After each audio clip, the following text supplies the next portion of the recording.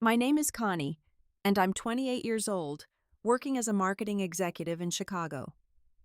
Last Thanksgiving, I watched my parents destroy my sister Megan in front of our entire family.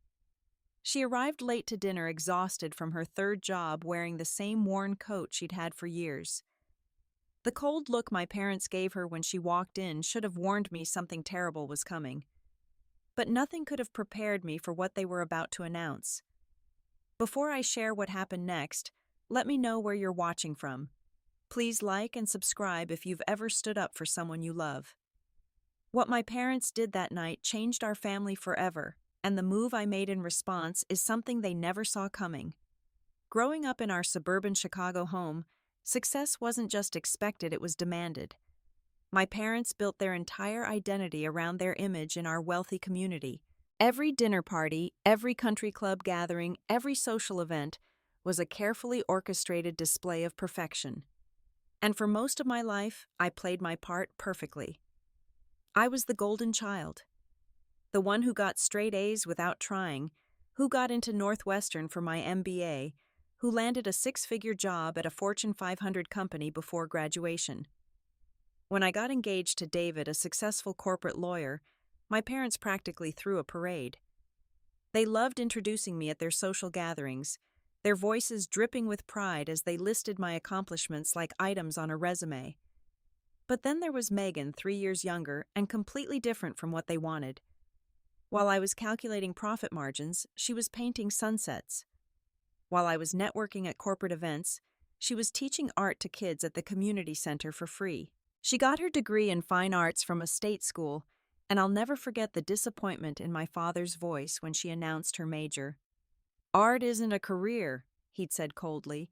"It's a hobby for people who can afford it." The divide started small but grew wider each year. When Megan graduated, our parents didn't even attend her exhibition. They said they had a business dinner that couldn't be rescheduled, but I saw them at the country club that night, laughing with their friends. When she got her first real commission for a mural downtown, they dismissed it as finger painting for hippies. I watched my sister shrink a little more each time they criticized her. She started coming to fewer family dinners, started calling less often. When her engagement fell apart because her fiancé wanted her to give up art for a real job, our parents actually said she was lucky he showed his true colors before the wedding, completely missing the irony that they felt the same way he did. The financial struggles made everything worse. Megan worked 3 part-time jobs to pay her student loans and rent a tiny studio apartment where she both lived and painted. She worked retail during the day, waited tables at night, and cleaned offices on weekends. She was exhausted constantly, but she never stopped creating art. I'd secretly slip her money whenever I could, telling her it was payment for paintings I'd commissioned for my office, even though we both knew I was paying 10 times what she'd normally charge. Last month, our parents found out about the money I'd been giving her. I'd never seen my father so furious. "You're enabling her failure," he'd shouted, his face red with rage. "She needs to hit rock bottom before she'll give up this ridiculous dream and get a real job." My mother had been even colder. "We didn't raise you to waste your success on someone who refuses to help themselves." That was 3 weeks before Thanksgiving. Then came the email from our mother sent to all the extended family. "Important family announcement to be made at Thanksgiving dinner. Please ensure everyone attends." Megan had called me, and for the first time in years, she sounded hopeful. "Maybe they're finally coming around," she'd said. "I just got accepted into a group exhibition at the Morrison Gallery. Maybe they want to celebrate it." I wanted to share her optimism, but something felt wrong. Our parents never made announcements unless they were about their own accomplishments or mine. Still, I told myself maybe they were changing. Maybe they'd finally seen how hard Megan was working. Thanksgiving arrived gray and cold. The house was perfectly decorated as always. My mother had hired caterers to supplement her cooking, ensuring everything would be flawless. The dining room table was set for 20 with the good china and crystal glasses that only came out for special occasions. Family members arrived throughout the day. Uncle James with his investment banker son Brad and lawyer daughter Jennifer. Aunt Patricia with her 3 kids, all doctors or engineers. Aunt Helen. The only one who ever stood up for Megan came alone as always. Everyone gathered in the living room, drinks in hand, catching up on their latest successes and achievements. Megan arrived an hour before dinner, and my heart broke a little when I saw her. She'd clearly tried to look nice wearing her one good dress, but exhaustion was written across her face. She'd worked until 3 in the morning at the restaurant and then opened at the retail store at 7. Dark circles shadowed her eyes, and her hands shook slightly from too much coffee and not enough sleep. "You look tired, dear," Aunt Patricia said, her tone suggesting this was a character flaw rather than a consequence of working 60 hours a week. "Just busy," Megan replied quietly, forcing a smile. My mother appeared in the doorway. "Everyone, dinner is served." We filed into the dining room, taking our assigned seats. My parents sat at opposite ends of the table, the king and queen of their domain. I sat at my father's right hand, the place of honor. Megan was placed near the middle, lost among cousins and aunts, practically invisible. The meal began normally enough. Compliments flowed about the perfectly cooked turkey, the elaborate side dishes, the expensive wines my father had selected. Conversations bubbled about recent promotions, successful deals, vacation homes, purchased children accepted into Ivy League schools. The usual performance of prosperity that defined every family gathering. Megan stayed quiet throughout the meal, pushing food around her plate, clearly too tired to eat much. I kept glancing at her, wanting to say something supportive, but not wanting to draw attention to her exhaustion. She looked so small sitting there, surrounded by successful relatives discussing their achievements, while she could barely keep her eyes open. We'd finished the main course and servers were clearing plates when my father stood up, tapping his crystal water glass with his knife. The clear ringing sound silenced all conversation immediately. "Family," my father began, his voice carrying that same boardroom authority he'd perfected over 30 years in business. "Your mother and I have asked you here not just for Thanksgiving, but for an important announcement about the future of this family." Everyone leaned forward with interest. I noticed Megan straighten slightly in her chair, that fragile hope still flickering in her tired eyes. My mother stood as well, moving to stand beside my father. They looked like corporate executives about to announce quarterly earnings, rather than parents addressing their family at Thanksgiving dinner. "As you all know," my mother said, her voice crisp and businesslike, "Charles and I have always believed in investing wisely and cutting our losses when investments fail to perform." A cold feeling started creeping up my spine. This wasn't the language of parents talking about their children. This was corporate speak, and I'd heard it enough in boardrooms to know it meant someone was about to be terminated. "We've given this considerable thought," my father continued, adjusting his glasses like he did before delivering bad news at board meetings. "And we've come to a difficult but necessary decision regarding Megan." Every eye in the room turned to my sister. She seemed to physically shrink in her chair, her shoulders curving inward as if trying to protect herself from what was coming. The hope in her eyes was dimming like a candle being slowly suffocated. "Megan has had every opportunity we've provided," my mother said, her voice completely devoid of any maternal warmth. "Private schools that cost $40,000 a year. College education that left us $100,000 poorer. A stable home in one of the best neighborhoods in Illinois.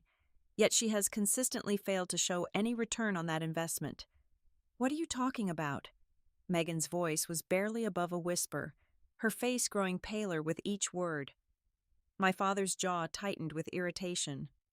"We're talking about 25 years of resources, time, and money poured into someone who refuses to accept reality.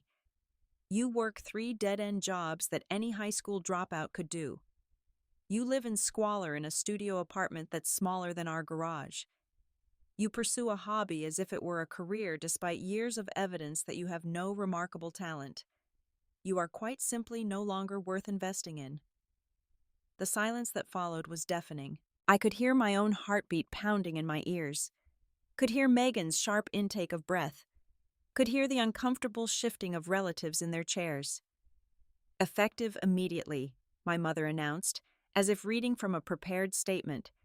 Megan is being removed from the will, the family trust, and any future financial support. We've already informed her landlord that we will no longer be guaranteeing her lease.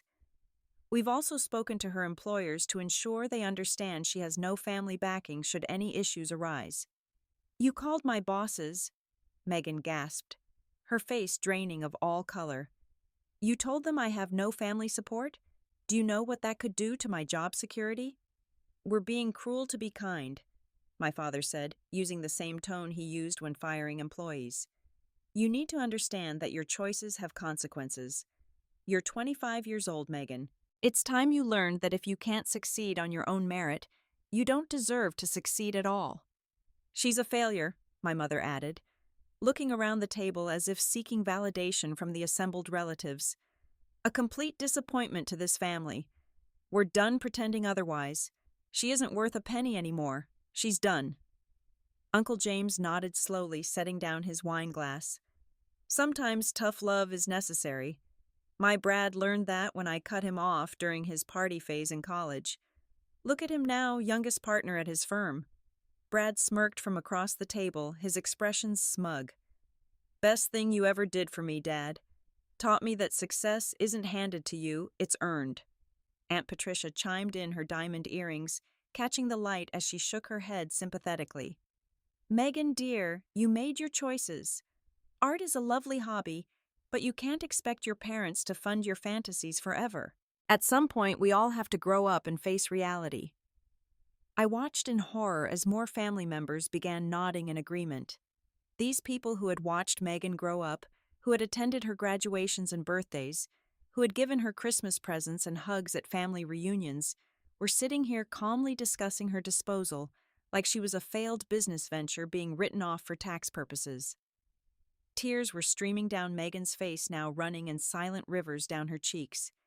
She tried to speak, but only managed a choked sob that she quickly stifled with her napkin. Oh, stop being dramatic, my mother said coldly, waving her hand dismissively. This victim mentality is exactly why you're in this position. Successful people don't cry when faced with reality, Megan. They adapt. They evolve. They find a way to succeed. But I am trying to succeed, Megan managed to say through her tears. I work constantly. I never stop working. Working minimum wage jobs isn't success, my father said flatly. It's survival. And barely that. That's when something inside me finally snapped. But before I could speak, before I could defend my sister, Megan pushed back her chair with a screech that seemed to echo through the room. She stood unsteadily, swaying slightly, then fled toward the bathroom. I immediately followed, ignoring my father's voice calling after me. Let her go, Connie. She needs to process this alone.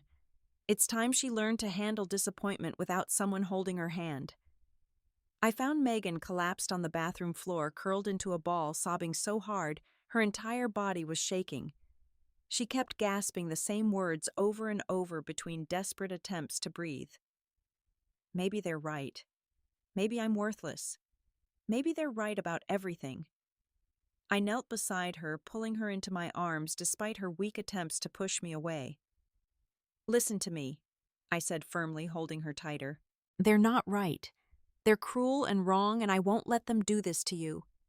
How can they just throw me away? She sobbed into my shoulder. I'm their daughter. How can they just decide I'm worthless? How can they announce it to everyone, like they're proud of giving up on me? Because they're broken, I said, my own voice thick with emotion. Not you, them. They're so broken they can't see worth beyond dollar signs. And I promise you, I won't let them destroy you.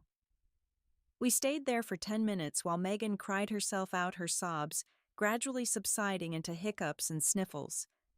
When we finally returned to the dining room, dessert was being served as if nothing had happened. Pumpkin pie and coffee, polite conversation about the weather, my parents presiding over it all with satisfied smiles, like they'd just successfully completed a business transaction. After dessert, I cornered my parents in the kitchen, while the other relatives migrated to the living room for coffee and after-dinner drinks. The caterers had finished cleaning and left, giving us privacy for what I knew would be an ugly confrontation. How could you do that to her? I demanded, keeping my voice low but unable to hide the fury burning in my chest. How could you humiliate your own daughter like that? My father didn't even look up from where he was carefully wrapping leftover turkey. We did what needed to be done. Something you're apparently too soft to understand despite your business education. Too soft? I'm her sister, I'm supposed to care about her. Which is exactly why you can't see this situation clearly. My mother said, methodically arranging leftover pie in containers with the same precision she used to arrange flowers. You've always enabled her, Connie. Always made excuses for her failures. Always tried to cushion her from the harsh realities of life. What failures? She works 3 jobs. She's supporting herself entirely while pursuing her passion. Do you know how hard that is? Barely supporting herself, my father corrected finally, looking at me with those cold gray eyes. She lives paycheck to paycheck in a studio apartment that probably has rats. She has no savings, no assets, no viable career path, no future. And passion. He laughed bitterly. Passion doesn't pay bills. Passion doesn't build wealth. Passion is what people with trust funds can afford to pursue. She has her art. She just got accepted into a group show at Morrison Gallery. Her finger paintings. My mother laughed, a sound like ice cracking. Please, Connie. I've seen what she creates. Amateur work that no serious collector would ever purchase. Morrison Gallery probably just needs to fill space or meet some diversity quota. You've never even been to one of her exhibitions. You've never given her work a chance. Because we have better things to do than pretend she has talent we both know she lacks. The cruelty of it took my breath away. These weren't parents talking about their child. These were cold, calculating people discussing an investment that hadn't paid off. But before I could respond, Uncle James appeared in the doorway.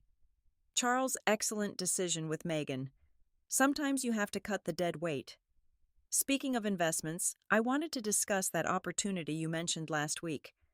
My firm is always looking for solid partnerships. My father's entire demeanor changed instantly, becoming animated and engaged. Of course. Let's go to my study.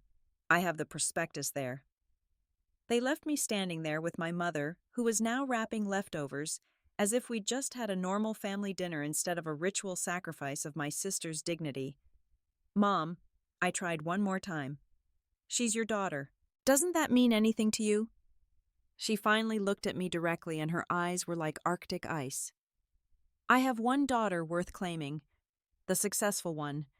The other is a stranger who happens to share our DNA, nothing more. I found Megan in the living room, surrounded by relatives discussing their latest accomplishments, while she sat silent and invisible in their midst. Cousin Jennifer was bragging about her newest acquisition for her private collection. Brad was discussing his firm's latest merger. Megan might as well have been furniture for all the attention they paid her. When she saw me, she stood up shakily. I need to leave, she whispered. Let me drive you home. No, I have my car. I just need to go. I can't be here anymore. But as we walked to the front door, my father's voice stopped us cold. Oh, Megan, one more thing before you leave. He stood in the doorway of his study, Uncle James visible behind him. The joint account your mother and I set up for you years ago, we've closed it. The money was transferred back to us this morning. Megan went rigid, her hand freezing on the doorknob. That had my commission money in it. $3,000 from my last mural project. Money I earned myself. That was my money. Money you earned using skills we paid to develop. Consider it partial repayment for your education. You stole from me. You actually stole my money. We reclaimed our investment, my mother said smoothly, appearing from the kitchen. And really, dear, $3,000 for 3 months of work. That rather proves our point about your earning potential, doesn't it? Megan looked like she might collapse right there in the foyer. That money had been her emergency fund, her safety net, the first real savings she'd managed to accumulate. I knew because she'd told me just last week how proud she was to finally have a cushion, however small. I'll give you the money, I said quickly. No, you won't, my father said sharply, his voice taking on a threatening edge. Any money you give her will be considered a violation of our family agreement. If you continue to enable her, you'll face consequences as well. What consequences? You'll disown me too. We'll reconsider your position in the company, your access to family resources, your inheritance, the connections we've facilitated for your career. Do you really want to throw away everything you've built for someone who refuses to help herself? The threat hung in the air like a poisonous cloud. They were actually threatening to destroy my life too if I helped my sister. But then my mother delivered the final blow. Besides, it's already done. We've spoken to the extended family. Everyone has agreed that Megan needs to learn self-sufficiency. No one will be offering her any assistance going forward. You turned everyone against me. Megan's voice was hollow, defeated. We opened their eyes to reality. And at Christmas, we'll be making it clear that you're no longer welcome at family gatherings until you've made something of yourself. We won't have you dragging down the family's reputation any longer. Our reputation? I couldn't help but laugh bitterly. What reputation? The one where you pretend to be perfect while destroying your own daughter. The reputation we've spent 30 years building, my father said coldly. The one that opens doors, creates opportunities, generates wealth. The one you've benefited from your entire life, Connie. Megan turned and walked out without another word. I started to follow, but she held up her hand to stop me. Please, she said, tears streaming down her face again. I need to be alone right now. I need to think. I need to figure out what I'm going to do. I watched her drive away in her beat-up Honda, then turned back to face my parents. They were already heading back to their guests, casual and unaffected, as if they hadn't just destroyed their daughter's life in the most cruel and public way possible. That night I couldn't sleep. I kept thinking about Megan alone in her tiny apartment, probably crying herself sick, wondering how she was going to pay rent without the security of her emergency fund. I thought about the cruelty of what they'd done, the calculated nature of it, the way they'd orchestrated maximum humiliation. But more than that, something didn't add up. My parents were cruel, yes, but they were also calculated. They never made moves without reason, never took action without benefit. Disowning Megan publicly like this, ensuring everyone knew about it, calling her employers, it felt like they were covering for something, or preparing for something. At 2 a.m, I gave up on sleep and opened my laptop. I started with what I knew, accessing our shared family cloud drive, where my father kept business documents. He'd given me access years ago when I started working at his company, and apparently never thought to revoke it. The first crack in their perfect facade appeared in a business statement from 6 months ago. Significant losses in my father's investment portfolio. Not just losses, but devastating ones. Nearly $3 million gone in failed ventures and bad stock picks. I kept digging using the forensic accounting skills I'd learned in my MBA program. Bank statements, tax documents, business filings, credit reports. I probably shouldn't have been able to access, but did through my company's resources. With each discovery, the picture became clearer and more disturbing. My parents were broke, not just struggling, but facing complete financial ruin. The house I'd grown up in, the one they'd owned for 25 years, was mortgaged 3 times over. They'd taken out a home equity line of credit, then a second mortgage, then private loans, using the house as collateral. The country club membership they bragged about was 3 months behind in dues with threatening letters about cancellation. Credit cards were maxed out to the tune of $200,000 across 12 different accounts. They'd liquidated their retirement accounts, paying massive penalties for early withdrawal. The investment properties they bragged about at every family gathering had been quietly sold at massive losses over the past year. They'd been living entirely on credit and appearances for at least 2 years, maintaining their lifestyle through increasingly desperate measures. The cars they drove were leased, and they were behind on payments.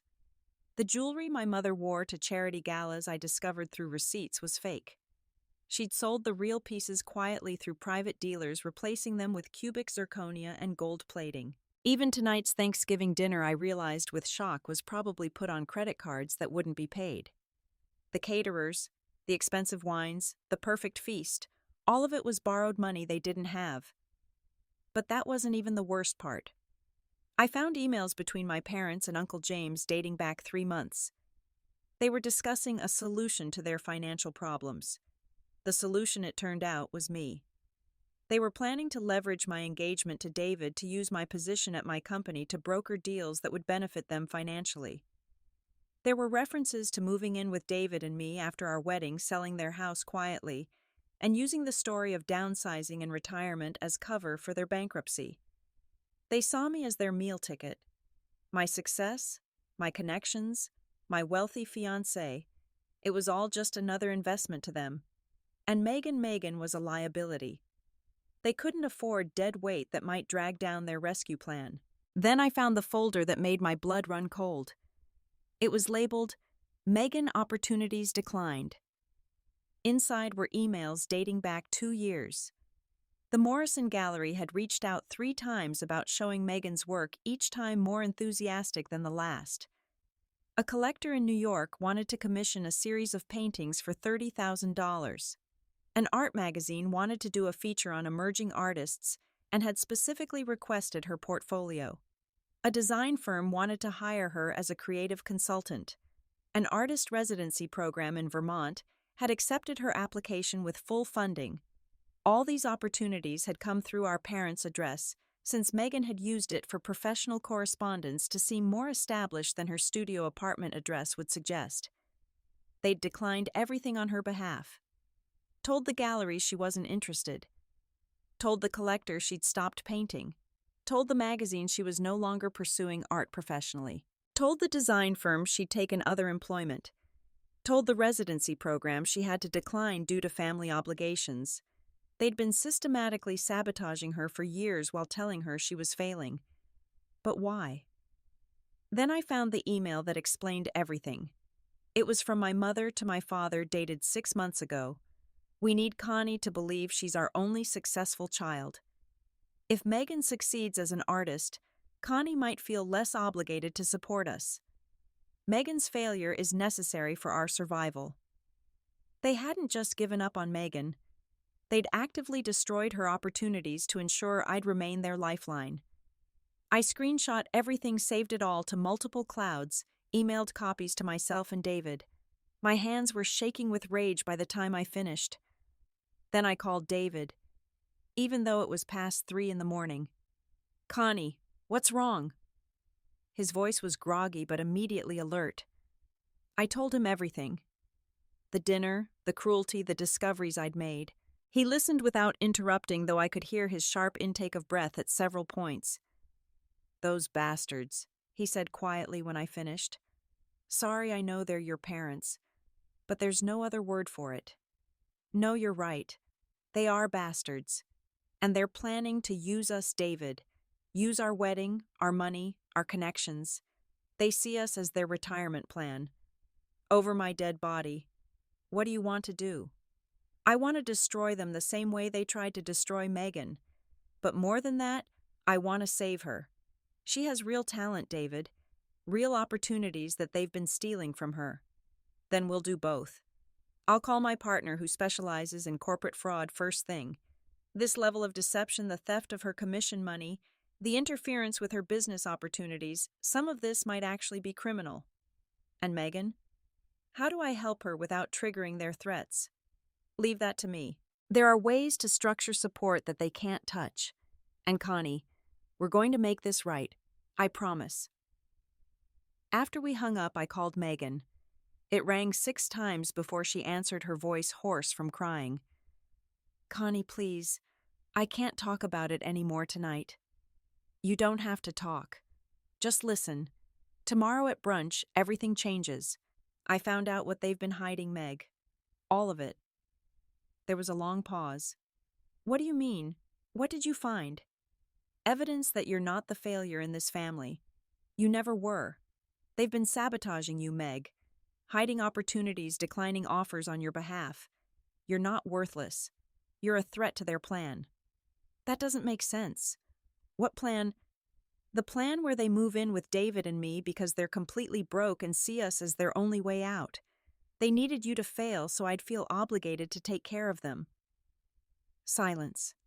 Then a sob, but this time it sounded different. Not despair, but something else. Maybe rage. Maybe hope. They hid opportunities from me. Gallery offers Meg, 3 from Morrison alone, a $30,000 commission, a magazine feature, an artist residency with full funding. They declined them all without telling you. They stole my future. They tried to, but tomorrow we take it back. Can you trust me? I don't know if I can face them again, Connie. You won't be facing them alone. I'll be right there with you. And after tomorrow, you'll never have to feel worthless again, I promise. The next morning I woke with fierce determination. David arrived at 7 with coffee and his laptop, having spent the rest of the night preparing. I've created a presentation, he said, setting up at my kitchen table. Every piece of evidence organized and undeniable. If we're going to expose them, let's do it properly. We spent the morning fine-tuning our plan. The country club's Sunday brunch was a tradition, and the private dining room had a projector system for business presentations. My parents often used it to show off their supposed successes to impressed relatives. Today it would be their undoing. I texted Megan, "Wear your best dress. Today you stop being their victim and become their reckoning." She responded with just one word, "Ready." We arrived at the country club separately. The private dining room was already half full with extended family, everyone fresh from church and ready for mimosas and gossip. My parents held court at the head table, my mother resplendent in designer clothes that I now knew were bought with credit she couldn't afford. When they saw Megan walk in with me and David, their faces darkened. "I thought we made ourselves clear last night." My father started, his voice low and threatening. "Crystal clear," I said calmly. "And now it's my turn to make something clear to everyone." My mother laughed nervously. "Darling, this isn't the time for dramatics. We're having a lovely family brunch." "I agree completely. This is the perfect time for truth." I stood up, picking up my champagne glass and tapping it with a spoon. The room quieted, everyone turning to look at me expectantly. "I want to talk to you all about investments." I began, watching my father's face relax slightly, thinking I was on his side. Specifically about knowing the difference between a bad investment and a sabotaged one. Uncle James looked interested from across the room. "Go on, Connie. This sounds like a valuable business lesson." "Oh, it is. You see, last night my parents called Megan a failed investment. They said she was worthless, done not worth a penny. But I've discovered something interesting." I clicked the remote David had handed me, and the projector screen behind me lit up with the first email from Morrison Gallery. "This is from Morrison Gallery, one of Chicago's most prestigious contemporary art spaces. They offered Megan a solo exhibition 6 months ago. She never received this email because it went to my parents' address, and they declined on her behalf without telling her." Gasps echoed around the room. Megan's face had gone white as she read the email for the first time, seeing the gallery director's effusive praise for her work. "That's not all," I continued, clicking to the next slide. "This collector in New York wanted to commission a series of paintings for $30,000. My parents told him Megan had stopped painting entirely." "That's a lie." My father stood up, his face flushing red. Should I show them your email response, Dad?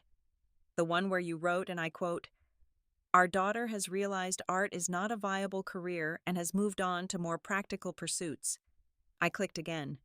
There it was, in his own email account with his signature at the bottom. The room erupted in shocked murmurs. Aunt Helen was on her feet, her face furious. "Charles, how could you do this to your own daughter?" "There were circumstances you don't understand," my mother said weakly. "Oh, you mean these circumstances." I clicked to the next slide. Their debt appeared on screen in devastating detail. The mortgages, the maxed credit cards, the liquidated retirement accounts, the business losses. Everything laid out in undeniable black and white. $3 million in debt," I said clearly. "House mortgaged 3 times. Credit cards maxed. Retirement gone. Country club membership in default. Even tonight's brunch." I looked around meaningfully. "Is probably on a credit card that won't be paid." My father lunged toward my laptop, but David stepped smoothly between us. "I'd think very carefully before you do anything aggressive, Charles," David said calmly. I'm not just your future son-in-law. I'm also an attorney who's been documenting financial fraud. This is family business, my father roared. Family business.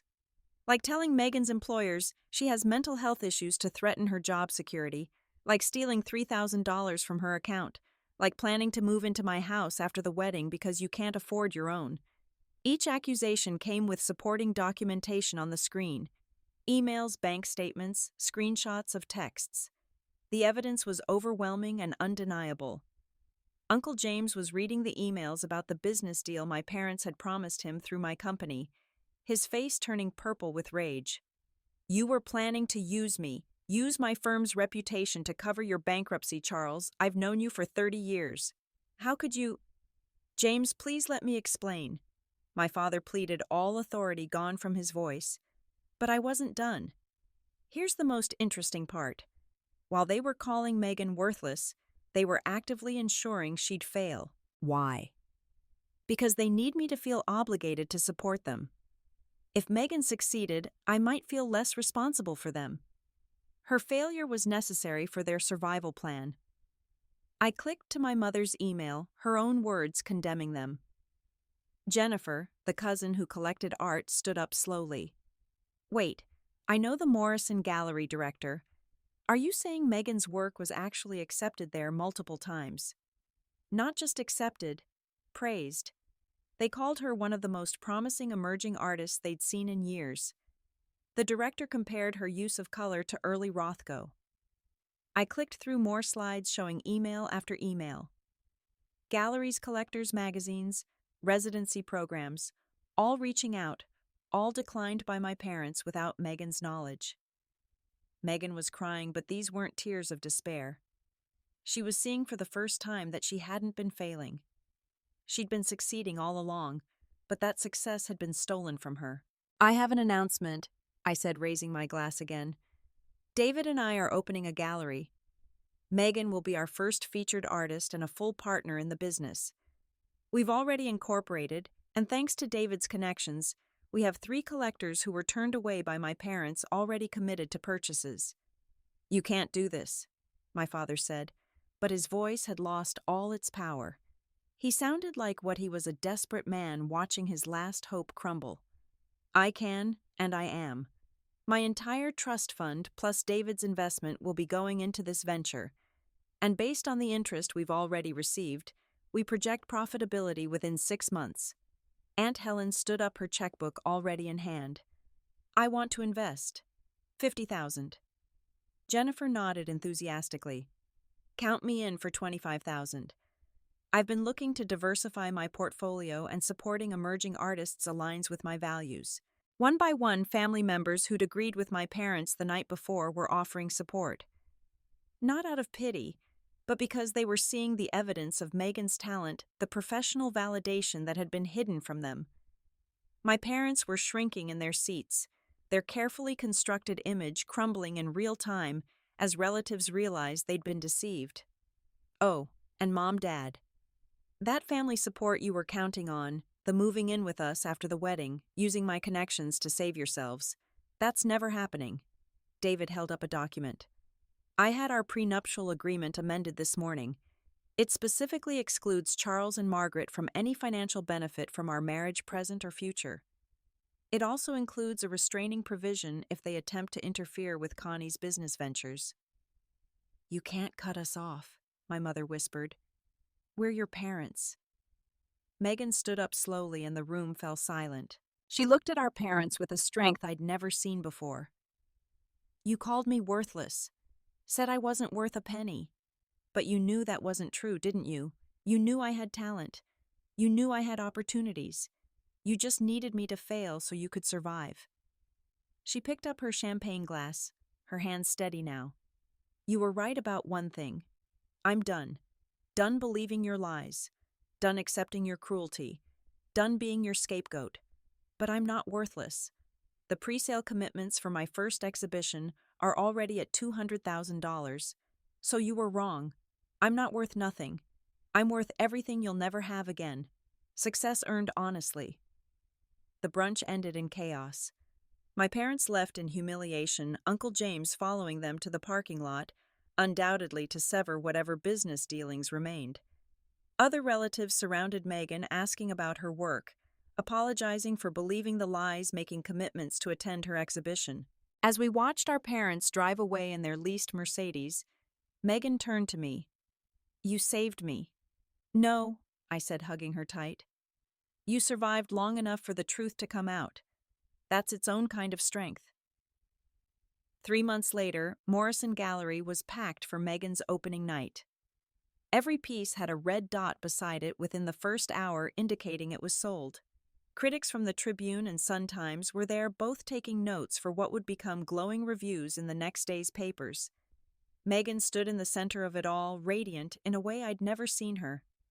She wore a dress she'd bought with her own money from pre-sales, and she moved through the crowd with confidence, discussing her work with collectors who'd flown in from New York and Los Angeles specifically for the show. The transformation was remarkable. Gone was the exhausted girl who'd shrunk into herself at family dinners. In her place stood an artist who knew her worth, who could articulate her vision, who commanded respect in her own gallery. David and I watched from the side, his arm around my waist, as we observed the success we'd helped facilitate. "No regrets about the trust fund?" he asked quietly. "Are you kidding? This is the best investment I've ever made. Look at her, David. She's alive in a way she never was before." And it was true. The gallery was exceeding all projections, but more importantly, Megan was thriving. She'd quit all 3 of her dead-end jobs, focusing entirely on her art. She'd moved to a better apartment with actual space to paint. She was teaching workshops for underprivileged youth, remembering what it felt like to have someone try to kill your dreams. Our parents had tried to contact me several times through lawyers seeking financial assistance. Their house was in foreclosure.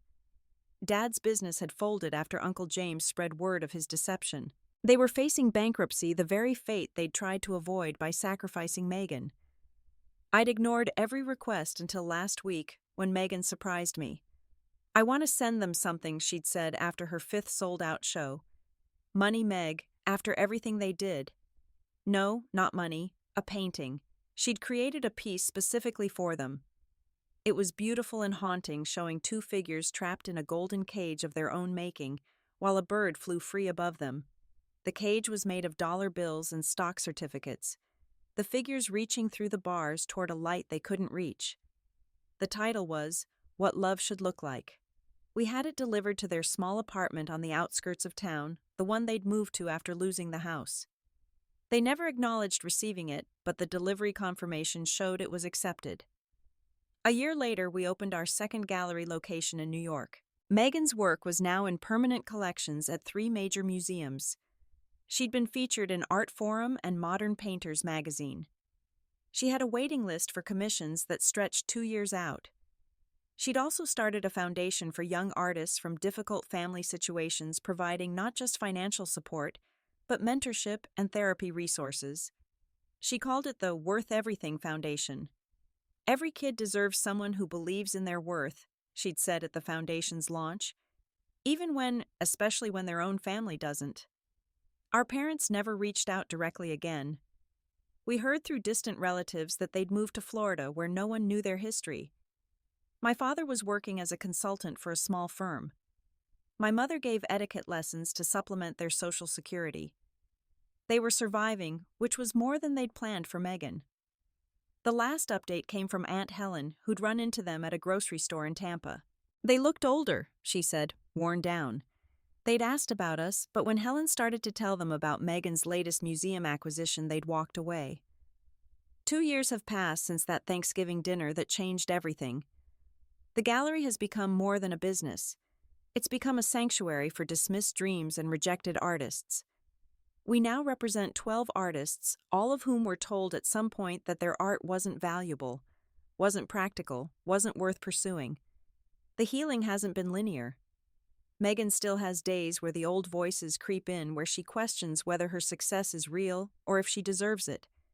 She's been in therapy for 18 months, working through the complex trauma of being raised by parents who saw their children as investments rather than human beings. "They stole so much more than opportunities," she told me once. "They stole my ability to trust my own perception of reality. When the people who are supposed to love you unconditionally tell you you're worthless, you believe them. But she's learning to trust herself again. Every sold painting, every positive review, every young artist she mentors is a small act of rebellion against those voices. I've had my own journey too. Leaving my corporate job to run the galleries full-time meant letting go of the path my parents had laid out for me. It meant discovering who I was beyond their definition of success. David has been incredible through it all, never making me feel like I'm risking our security, always reminding me that success isn't just about money. Your parents measured worth in dollars, he said once. But look what you're building. You're measuring it in dreams realized in artists supported in lives changed. That's real wealth. The scholarship fund Megan established has already supported 15 young artists in its first year. We review applications together every month, looking for kids whose talent is being dismissed, whose dreams are being discouraged, whose worth is being questioned by the very people who should be their biggest supporters. Last month, we received an application that made us both cry. A 17-year-old painter whose parents had thrown away her art supplies, telling her she was wasting her life. She'd been secretly painting on cardboard with borrowed supplies, hiding her work at school. Megan called her personally to tell her she'd won the scholarship, which covered not just tuition, but supplies, housing, and therapy. Your art matters, Megan told her. Your dreams matter. You matter. Don't let anyone, not even your parents, convince you otherwise. The girl cried so hard she couldn't speak for 5 minutes. These moments, these connections, these saved dreams, they're worth more than any trust fund, any inheritance, any parental approval we might have lost. Our Thursday dinners are sacred now. No matter how busy the galleries get, no matter what exhibitions we're planning, Megan and I meet every Thursday for dinner. Sometimes David joins us, sometimes other artists from the gallery come, but the core is always us. Two sisters who chose each other when their parents chose money. Last week at dinner, Megan gave me a painting.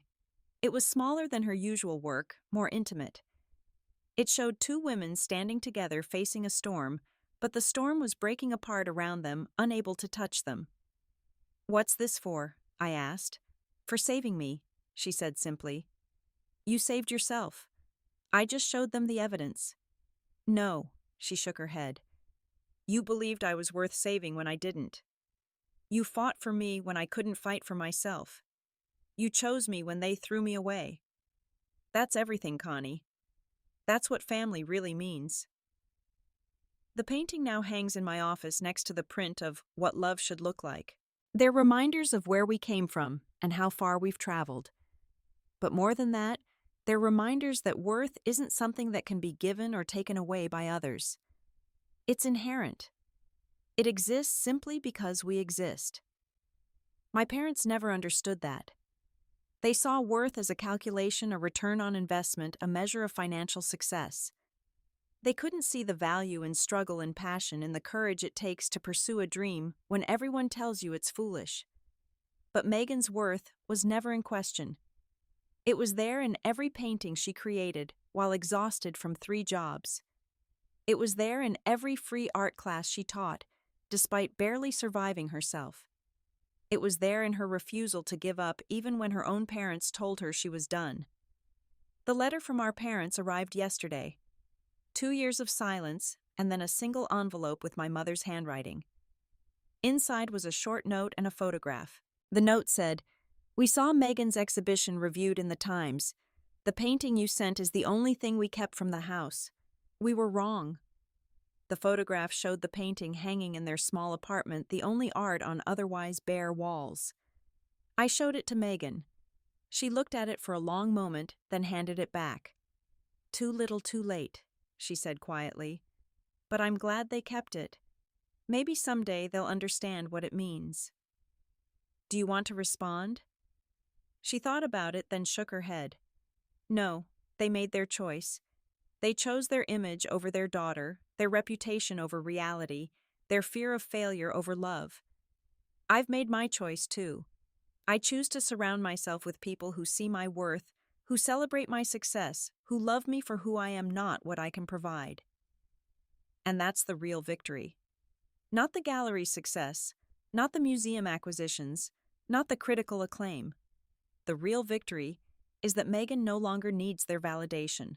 She's found her worth in her own achievements, her own community, her own definition of success.